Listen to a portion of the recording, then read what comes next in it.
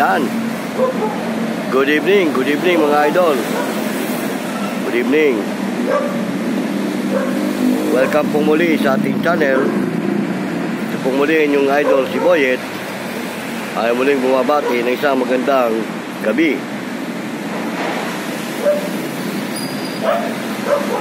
Alam nyo mga idol, shoutout ka pala muna sa ating mga kapwa vlogger dyan, lalo na yung nasa larangan ng mga Ghost Explorer.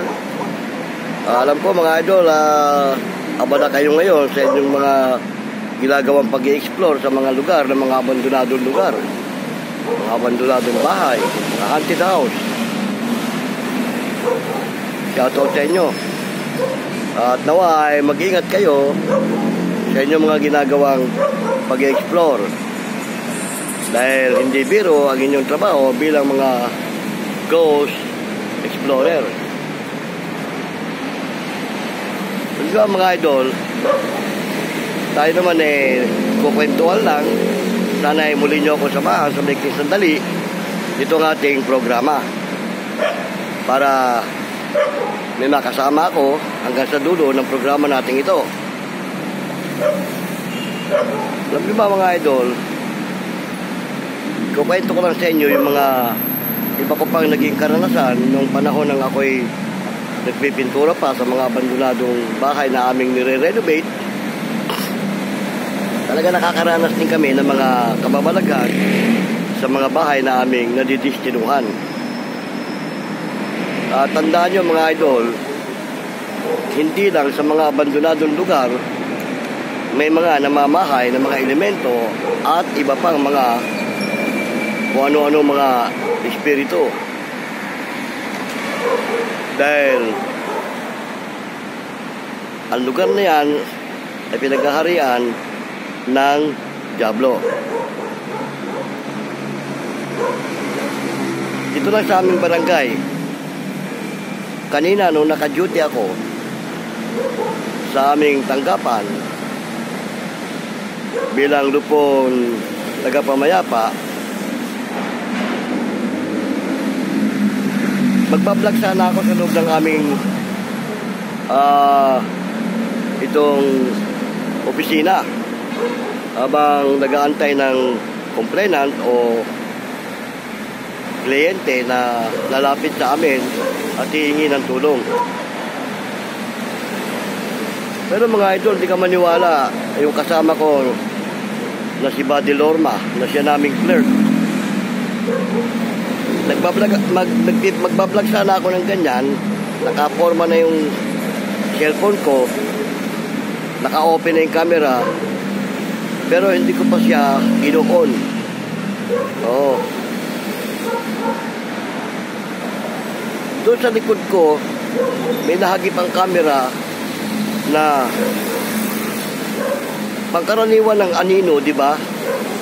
Na naglalagos galing sa dingding. Pangkaraniwan yan, maitim. Diba? Pero, yung nahagip ng camera ko, hindi siya itim. Kulay puti siya, na parang usok. Dumaan ganyan, tapos umiksit. Sabi ko sa kasama ko, kay Buddy Lorma, Buddy, meron akong nahagip dyan sa may kanto. Malapit siya sa pwesto mo. Anino siya, na kulay puti. Galing siya sa dingding, tumagos, papasok dito sa atin. Sinundan ko ng tingin. Nag-exit siya dyan sa may pinto. Sabi pa sa akin ni Buddy, sabi niya, Buddy, bata yan.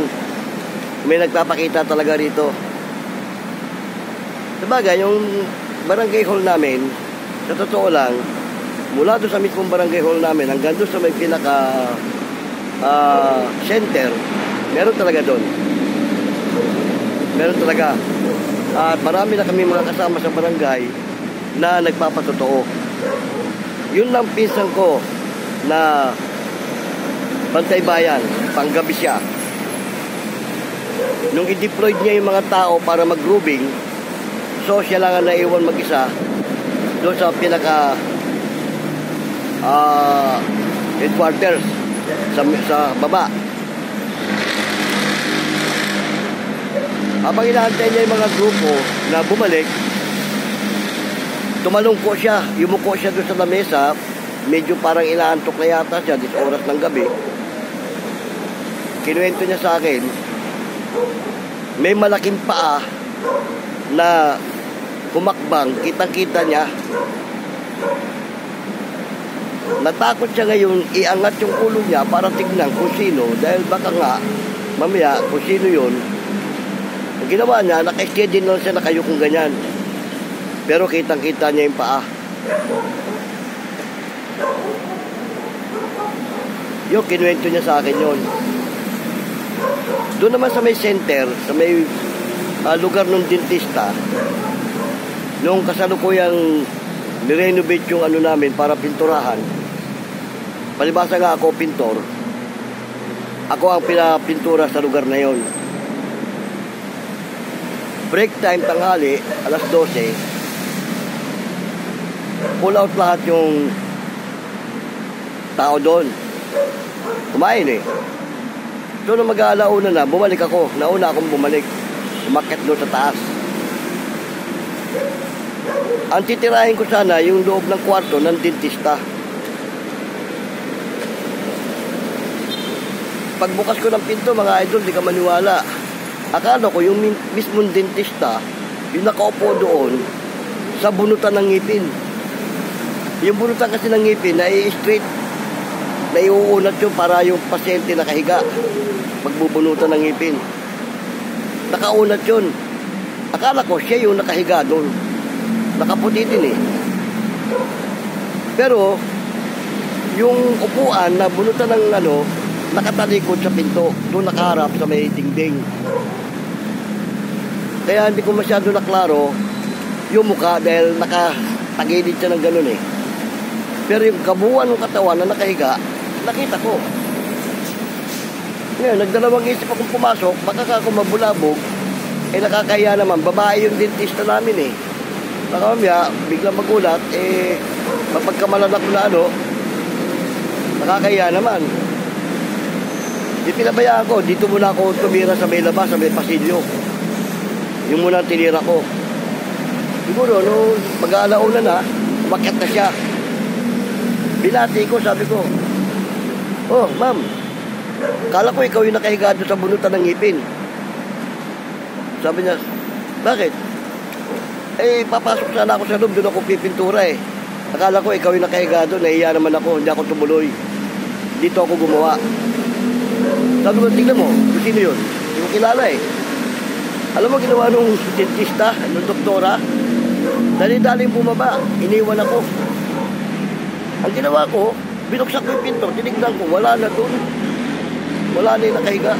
Pumasok na ako ng diretso sa loob. Sinarado ko yung pinto. Sabi ko, tarantado ka, kung sino ka, hindi mo ko kahit takutin. Oh, ngayon, kako sarado itong pinto. Pakita ka sa akin kung nasaan ka. Wala. Maghapong yun, alam mo, hindi na umakit yung doktora. Pag break ng alas 3, bumaba ako. Andun siya nakikipagkwentuhan sa baba sa information. Sabi ko, ma'am, hindi ka na umakit dun. Tinira ko na kako yung loob. Binanatan ko na. Tapos sabi ng mga nandun sa baba, meron ka raw nakita doon sa loob. Sabi ko, akala ko nga siya eh. Nakahiga doon sa bunutan ng ngipin eh. Sabi niya, natakot na tuloy ako umakyat doon. Kako, akit ka na, doon naman ako eh. Kaya may break lang muna ako sandali. Yun, pagbalik ko, sabi ko, tala. Tsaka lang siya umakyat. Sabi ko sa kanya, yan, dyan oh, nakahiga dyan. Kala ko nga ikaw eh. Yung suot mo, yan din. Kaya nga akala ko ikaw eh. Sabi, ah? Oo. Ay, punta ka rin sa bahay. Ando doon, nandun doon sa ano namin. Yung upuan. Ando, nakapatong doon sa pasimano ng upuan. Ito, may lighter dito. Oh. Ano ko lang dito yung lighter? Dala mo na rin ako ng isalaw. Oh. Yeah, sorry mga idol kasi may lumapit sa akin at may nagtanong. Tuloy natin ang ating kwento. Alam mo, mula nung sinabi ko yung ganun, yung doktora, pag wala ako doon, hindi umakyat. O, pag nandun ako, kasi tinitira ko yung loob eh. Tsaka lang umakyat yun. Sabi niya, Manong, kung bababa ka, sabi mo sa akin ha. O, hindi magpapaiwan. Meron talaga doon sa barangay namin. Ito pa, yung pisang ko si Bibir, na malikmata siya. Ano raw, nag-grooving siya rin sa area na yun eh, gabi yata. Nung babalik niya sa bababa na siya, hindi na niya makita yung hagdan, nawala yung hagdan. Ang tagal daw niya nagpaikot-ikot doon. Kung hindi pa may nagtawag sa kanya ng mga kasamahan niya, tapos sumagot siya, paglingon niya, nandyan lang pala sa harap niya yung hagdanan, no? Pababa. Oh, namalikmata siya, di ba? Pero ako, sinasabi ko talaga, pag ako nandito ka ako, huwag kayong magkakamali na ako walang pakialam sa inyo at hindi ko kayo pinapakialaman. Oo. Pero pag ako pinakialaman nyo, may kita kakagala kayo sa loob na to, sa area na to. Hindi na kayo makakagala dito. Lalayas kayo nang wala sa panahon dito. So, maging nga doon sa may tanggapan namin, yung CR doon eh, sabi nila, pag nakatuwaan ka raw, hindi mo mabubuksan yung CR na yun. Marami na raw na-trap doon. Kaya minsan pag pumapasok ako doon eh, sabi ko, subukan mo ko i-trap dito, huwag mong buksan. Tignan ko, dito tayo sa loob pareho. Wala naman, pag ako pumapasok, wala. Sandali lang buksan. Kasi minsan doon ako naninigarilyo sa loob ng CR. Pag naka-duty ako. Ganun. Kaya mga idol, yung mga elemento o sino pa man o anumang mga ano, hindi yan sa abandonadong lugar lang. Kahit mataong lugar, active yung lugar na yan, pinamamahayan yan. Yung nga, nabanggit ko na to sa mga nakaraang video ko, di ba? Kapag yung lugar na yan, dati nang meron at may kasaysayan yung lugar na yan, tinayuan ng building yan, nandyan na yan. Makakahalubilo na yan ng mga tao dyan. Kagaya niya, barangay namin, no? Ganon. Kaya yun, naikukwento ko lang naman dahil, siyempre, bilang mga vlogger tayo, sa larangan ng mga ghost exploration, kaya sinasabi ko mga idol, hindi ako ghost hunter, hindi ako ghost explorer. Pero sa mga karanasan, dahil nga, dati akong pintor eh, nakakaranas kami ng ganyan. Dagan nga lang kasi minsan, siyempre, sa grupo namin, minsan ako lang talaga may alam. Kaya pag nakaramdam kami ng ganyan, kinakalma ko yung mga tao ko o yung mga kasama ko para huwag silang matakot. Pero ganun pa man, pag medyo matindi ang mga paramdam, nakaranas ka kami. Natulog kami sa labas eh. Natulog kami sa may gate. Kasi ito inyong lingkod kahit pa paano. Doon ko nalaman pag ang kasama mo puro matatakotin, pati ikaw mahahawa ka. Oo. Maguguni-guni mo kung ano yung nasa loob eh. Yun pa naman ang gusto ng Diablo. Ang Diablo, kung anong ginuguni-guni mo, yun ang ipapakita sa'yo.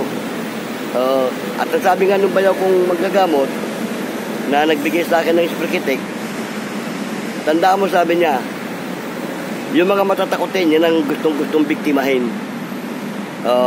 Kasi matatakotin eh. At kung ano ang naguguni-guni mo, yun ang ipapakita sa'yo. Kaya advice ko lang din ha, huwag na kayong lalayo. Sa inyong mga bahay na lang, testingin nyo. Ilang beses ko na sinasabi to sa mga video ko. Testingin nyo yung bahay nyo. 10 oras ng gabi. Kung malaki yung bahay nyo at may mga kwarto, may salas, may kusina, gusto mong malaman kung may namamahay sa bahay nyo 10 oras ng gabi, lumabas ka ng kwarto mo, ikutin mo yung buong bahay nyo mula doon sa may kwarto mo, punta sa salas hanggang sa may CR. Pag wala ka naramdaman, swerte mo, maganda yung bahay nyo, walang namamahay. Pero bira ganon. Tapos yung bahay nyo may compound, kung talagang malakas ang loob mo, lumabas ka ng compound ninyo, ikutin mo yung buong compound. Kapag wala ka naramdaman doon, malinis yung area nyo. Oo. Maaari sa loob ng bahay, baka wala kang maramdaman, pero sa labas, sa compound. Tsak, lalo't may mga puno, yung loob ng compound nyo, tsak may mararamdaman ka dyan. At tandaan nyo mga idol, kapag may naramdaman ka, lalo't sa loob ng bahay nyo, kinilabutan ka, sigurado may kasama ka dyan.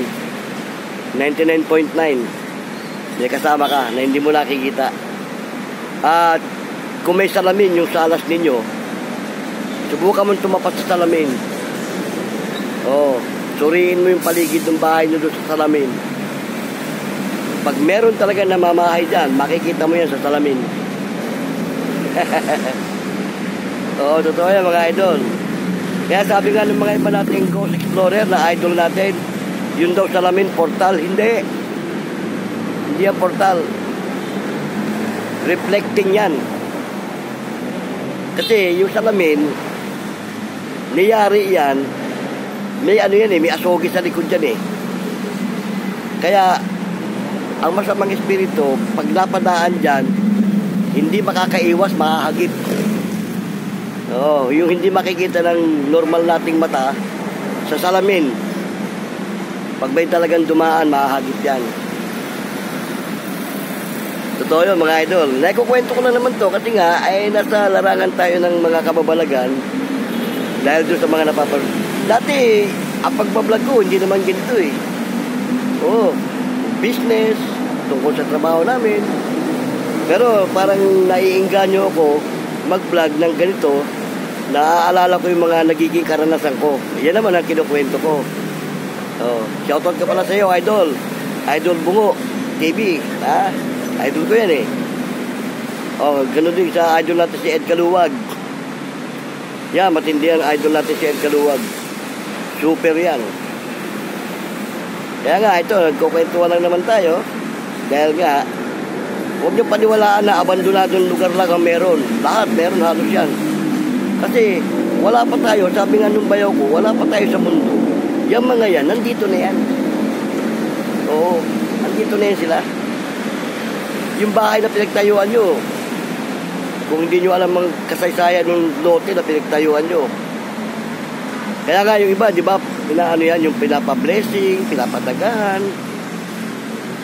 Tsak yan mga bakanting lote. Lalo't matagal na bakante. Hindi pwedeng wala yan. At mabigat pa niyan, pag napataong may portal, yung lote na napwestuhan ninyo, ayun, ang talagang mahirap yun dahil maglalabas-pasok pa sila dyan. Kagaya nung inano ni Ed Kaluwag. Yung pinuntahan ni Ed Kaluwag na idol natin. May portal yung bahay na mayaman pa naman yung may-ari. May portal yun. Kaya lang si idol Ed Kaluwag, palibasa nga bihasa siya, expert yan pero hindi niya inaangkin yung pagka-expert. Yan lang ako bilib sa kanya. Very humble. Natuntun niya kung saan yung portal. Kahit ako mga doon, pagka may portal ang isang lugar, madali mo malalaman yan, lalo pag may lalabas dyan o may papasok. Sa pader ng isang compound, kahit araw o gabi, wala naman pili-pili yan Lalo't pag araw, makikita mo yan Pag nakakita ka sa pader na parang umaalon siya, tsak yan, dalawang klase yan. Kung hindi may lumabas dyan, nagaling doon sa mundo nila, may pumasok. Primero yan, makikita mo yan, tama yung sinabi ni Idol na bilog yan na parang tubig. Parang tubig na bilog. Counterclock ang ikot yan Ang sabi ng bayaw ko, kung ako magkamali, sabi ng bayaw ko, pag daw may lalabas dyan, ang ikot dyan pakanan. Pag may papasok, pakaliwa. Pag yan daw papasok, pahigop, delikadong mapatapat ka dyan, mapalapit ka, baka mahigop ka, na pagsara nun, hindi ka na makakalabas.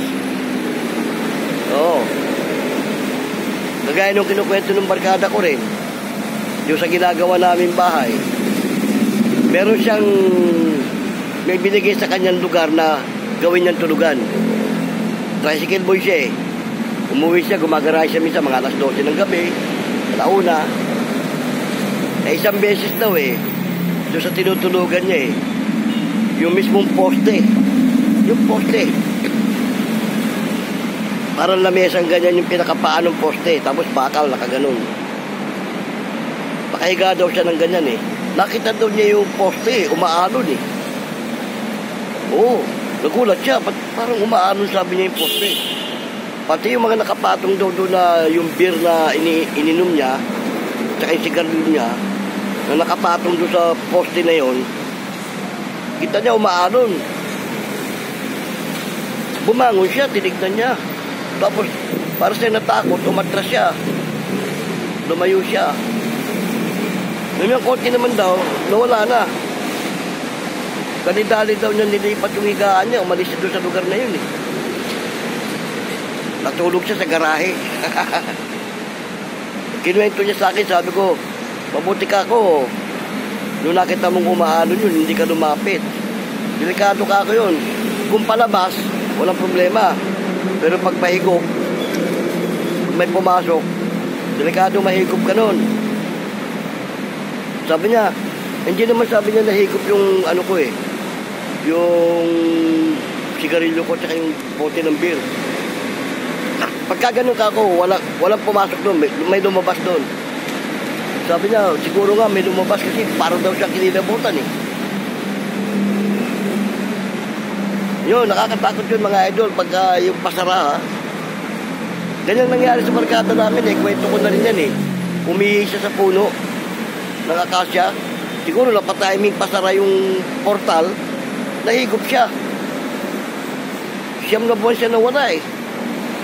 Tapos na yung project namin, hindi na namin siya nakita eh. Pero nung lumutang siya, nung lumitaw siya, walang pinagbago yung oras ng rilo niya at saka yung kasuotan niya, yung ayos niya, yung anyo niya, walang pinagbago. Pero siyam na buwan siyang nawala. Hindi nga kami makapaniwala, sinabi niya eh, wala pa akong kalahating oras doon sa napuntahan ko eh. Pinalabas lang daw siya, meron daw mano sa kanya na hinila siya palabas eh. Nagulat lang daw siya pag balandra niya eh. Pagtingin niya, nandun siya sa tapat ng puno. Naalala niya, umihi siya doon. Ganun mga